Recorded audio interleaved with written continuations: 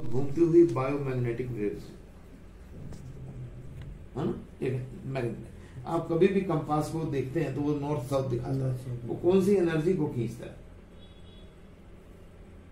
कोई एनर्जी बह रही है ना, वो लाइट की स्पीड से भी तेज है, 20 करोड़ गुना तेज है।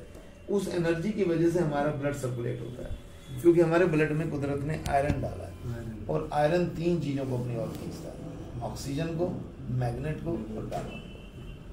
तो ये मैग्नेट एनर्जी घूम रही है तो ब्लड को हमारे शरीर में सर्कुलेट कर रही है। हमारा जो शरीर है ना, हमारा जो ब्लड सर्कुलेशन है, ये जो हार्ट काम करता है टुल्लू पंप, ये इसी अर्थ फ्रिक्वेंसी की वजह से करता है।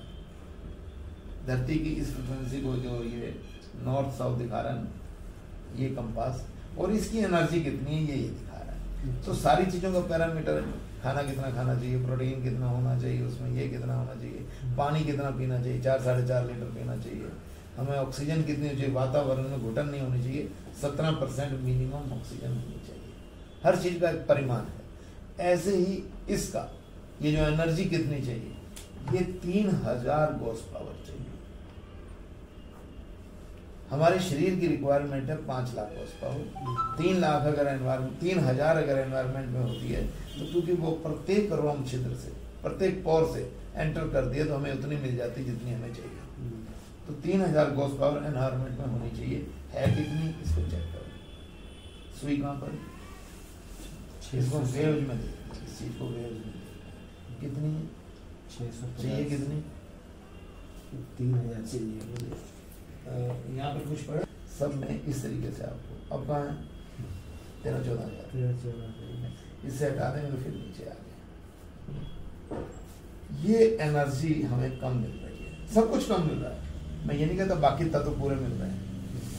हमें भोजन में फूड वैल्यू कम होगी क्योंकि हमने विष डाला है ना।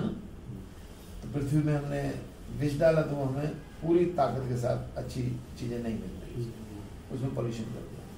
हम श्वास भी, जितनी एनर्जी हमें श्वास से चाहिए ऑक्सीजन लेवल पे, उसमें कार्बन बहुत ज्यादा कर दिया, कार्बन मोनोऑक्साइड। हम पानी जो पीते हैं वो भी हमें आरओ का पीना पड़ रहा है, हमने इतनी गंदगी डाल दी और उसकी वजह से आरओ के पानी के अंदर से भी उसकी एनर्जी कम हो गई।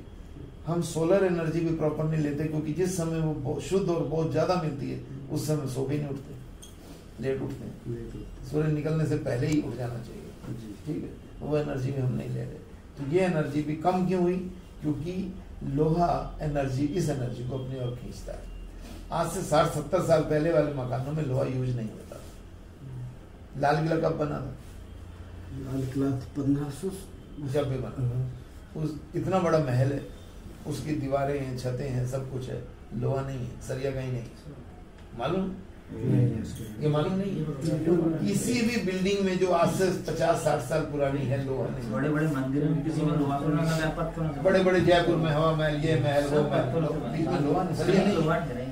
वो बनाने का पत्थर में पत्थर फंसा के बनाने का, लेंटर बनने का, तभी तो सालों टिके हैं, नहीं तो लकड़ी की बल्ली होती थी, उसके ऊपर ईंट लगा देते या फूस होता था, और दीवारों में मिट्टी की चिनाई होती थी, नीचे गोबर का लीपन होता था। आप प्रकृति में रहते थे, अब अप्राकृतिक रहते हो। अब आपके 5 तत्वों से संबंध टूटा पड़ा है आज, है ना।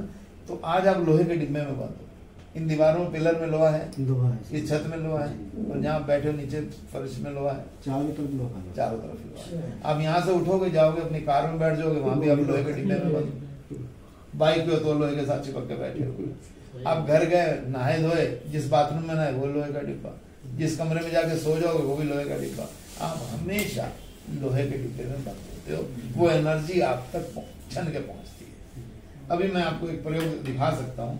अगर मैं यहाँ पर एक मैग्नेट रखूँ, या दूसरी है, या मैग्नेट मेरी गिर गई, तो ये जहां मैं ले जाऊंगा, इसको इसके बीच में एक लोहे की पत्ती रख दो, तब रखो तो नहीं करेगी वो, क्योंकि वो उस एनर्जी को लोहा पी जाता है।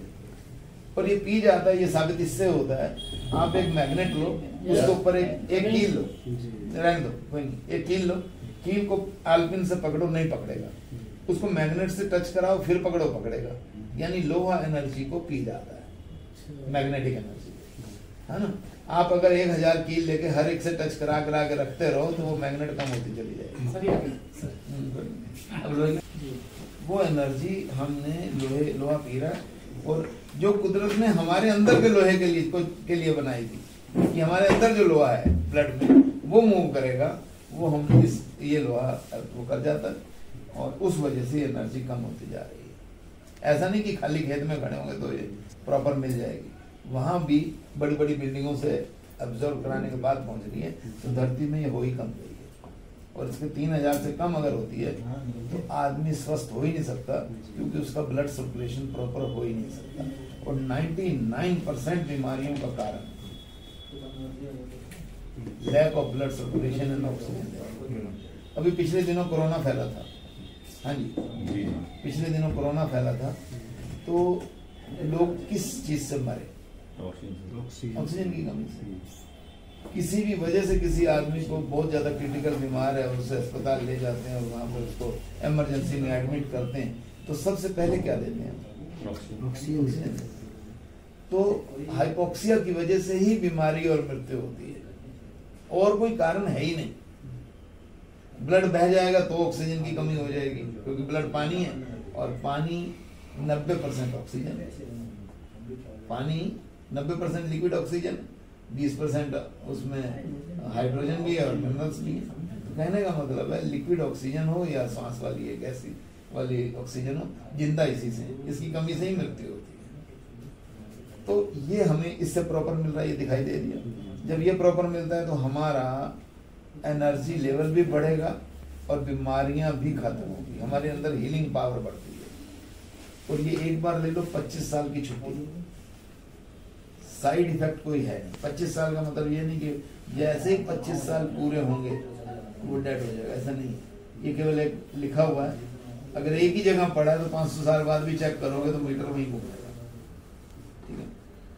कपड़ा खराब हो सकता है, कुछ भी, तो इस वजह से 25 साल।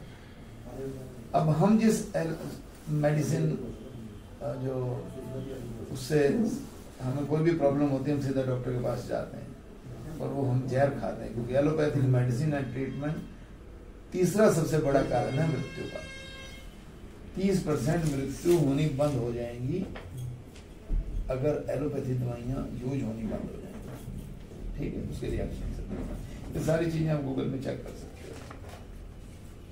अब क्योंकि हार्ट उसी एनर्जी से चलता है और ये एनर्जी कम मिलने से हार्ट के रोग हो रहे हैं, तो जब ये एनर्जी प्रॉपर मिलती है तो हार्ट के रोग होने के चांस बिल्कुल नगण्य हो जाते हैं, खत्म हो जाते हैं, क्योंकि ये टॉप टू बॉटम पूरी बॉडी के नर्वस सिस्टम को क्लीन करता है, सारे ब्लॉकेज को खत्म करता है।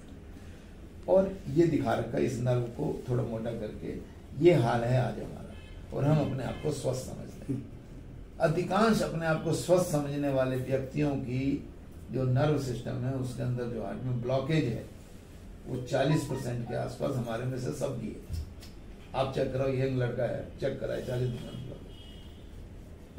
और जहाँ वो थोड़ी ज्यादा बढ़ती है तो कल्याण हो जाता है। के जैसा बंदा जो जिम भी जाता था, गाने भी बोलता था, पैसे की भी कोई कमी नहीं थी, हार्ट अटैक से चला गया। लाइन लगा के पिछले दिनों ऐसे लोग हैं जिम जो अपने आप को स्वस्थ समझते हैं। तो कहने का मतलब है सिद्धार्थ है वो चला गया, राजू श्रीवास्तव चला गया, थेरेपी।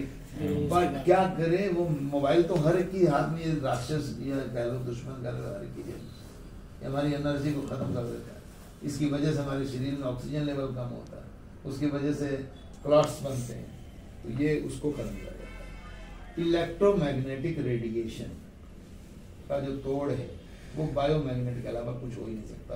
कोई एलोवेरा, कोई नॉनी, कोई कुछ नहीं। जो EMR बोलते हैं, इलेक्ट्रोमैग्नेटिक रेडिएशन, इस मोबाइल में है, घर में ओवन में है, इस पंखे में भी है, लेकिन वो इतना नुकसान नहीं, इसका बहुत कम है।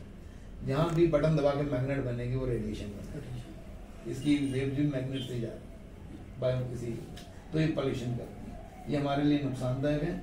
और ये बायो है, ये फैट है, ये बचा सकता है, यही बचा सकता है, कोई और चीज बचा नहीं सकती इसके नुकसान से। और आज मौतों का, इन जवान मौतों का बहुत बड़ा कारण ये तो 5G